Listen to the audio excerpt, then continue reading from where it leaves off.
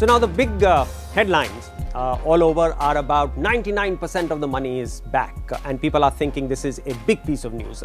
Frankly, I told you so. 48 hours after demonetization was announced, I wrote that almost the entire money would come back. Now, I'm not a Jyotishi or an astrologer. What I was basing my judgment on was a very simple thing: human behavior. I think the architects of the demonetization scheme looked too much at finance and economics and not that much at human behavior or human psychology. When you tell a person that your wealth has been reduced to zero, or you can salvage a part of it in some way or the other, that person will do anything, hook or crook, to salvage that. So if I have 100 rupees which was unaccounted for, and if someone came and told me that, well, I'll give you back 70 and I'll figure out a way of taking care of the 30, I would agree. So it was very clear to me that one way or another, by spending, by buying assets, by paying someone for conversion, by giving cash to somebody who had cash entries in his or her book, one way or another, it was very clear to me that the money would find its way back into the system, because the option of destroying wealth is something that human beings would not accept. I had written much earlier that there was a much simpler, far more effective, efficient way of doing this, with all the endpoints achieved, with much more revenue accruing to the government rather than that kind of money getting frittered in corruption or going to corrupt bank managers or to people who were willing to convert your cash. A lot of the money went into those very sleazy areas. Frankly, all of that money could have actually come into the government if the scheme had been made as follows.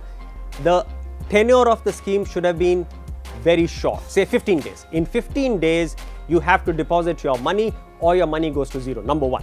Number two, there was a one-time final conversion tax of say 40%. So if you give 100 rupees to the bank, 40% would go to the government coffers as taxes. So one time combined with demonetization. I think the architects of the scheme missed this very powerful combination. The fact that you would have kept the scheme open only for 15 days means that people wouldn't have had to go through, poor people, middle class, wouldn't have had to go through the pain that they had to suffer for about 6 or 7 weeks.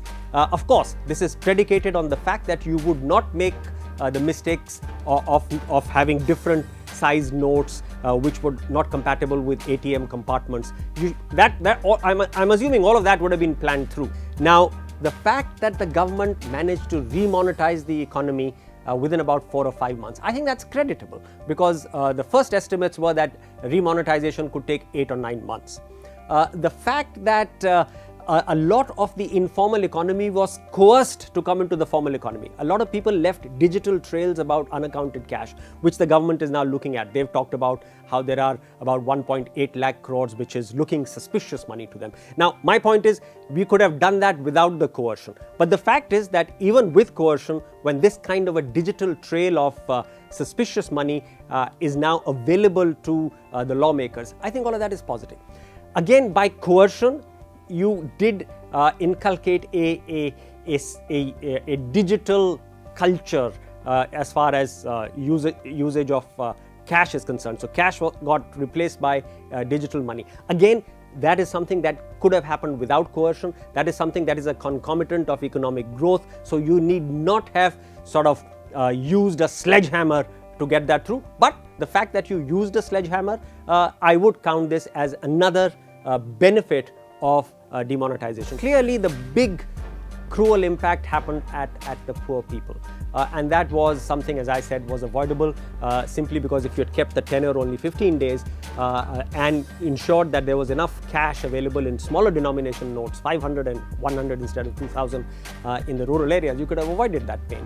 But the fact is that that sector has gone through pain. That sector has still not recovered because supply chains were completely disrupted. I think it's terribly important now to get more focus for the government going in there to ensure that the disrupted supply chains are back, and then to use the disruption actually as a means of reforming your agriculture mandis, reforming your farm to fork supply lines.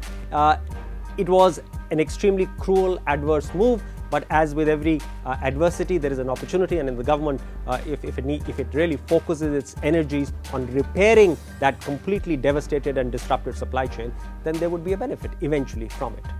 Now to the biggest conundrum of demonetization. When it was done and people saw the pain that was there, everybody thought that it would be politically devastating for the ruling party.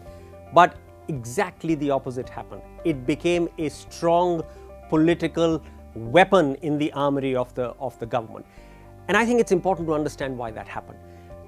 The sheer audacity of the move was supported by people because people felt that here is a genuine attempt at trying to break the status quo. So that they applauded. Indians are a very stoic people. We are a people who have been told and brought up on the fact that you must suffer, you must do penance to cleanse yourself. So I think a lot of the country saw that as necessary suffering to cleanse. That messaging was also very powerfully imparted by the ruling party, especially Prime Minister Modi. And I think people bought into that message. So I think politically, what could have been an extremely devastating move for the government actually turned out to be beneficial, and in a sense was lucky for the government because that rode on the innate stoicism of Indians. They are used to suffering. They have been taught that suffering is cleansing, and I think they saw that this suffering was going to result in something good. So the stoicism of the Indian people turned out to be politically lucky for the government. And to be fair to the government also built on that narrative of suffering leading to cleansing.